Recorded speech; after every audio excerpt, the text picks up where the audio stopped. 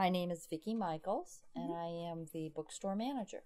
I am a certified diamondologist guild gemologist. I am able to grade, appraise diamonds.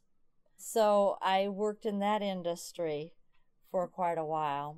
But then I had an eye injury. I had a retina detachment. I was actually born blind in that eye. But it never affected me because I never knew what otherwise. Then when I had the retina detachment, how I discovered it was, all of a sudden I saw flashes of light in my blind eye. At that point, it became a matter of not to save vision, because I didn't have vision, but to save the eye. And I could have still continued in the job, diamondologist, but I chose not to. So then I went to work for Shenandoah University, managed their bookstore. I had heard about Patrick Henry College when they had put an article in the paper and had mentioned in it that you had to be of Christian faith, write a statement of faith.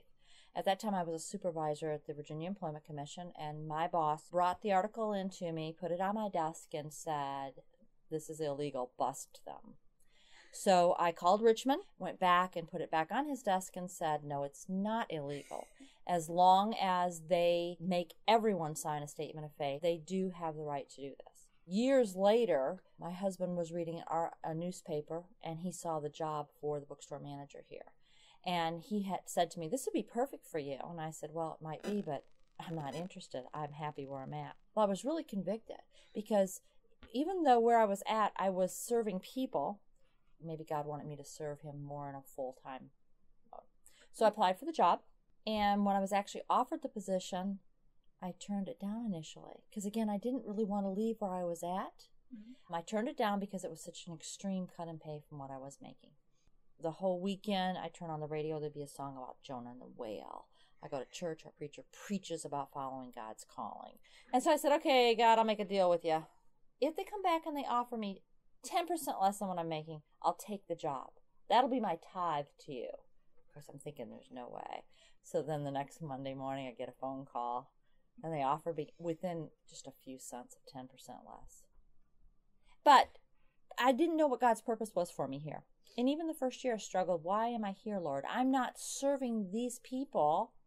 Why am I here? But my father became very, very ill.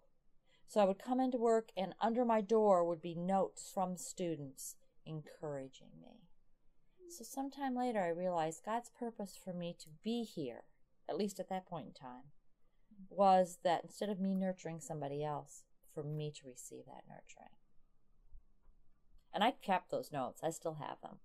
Because if I ever reach a low point in my life, I'm going to get them out and read them. If I were wealthy to where I did not have to worry about working, I would probably still work here 2 days a week. I really am happy here, so I don't know what else I would want to do.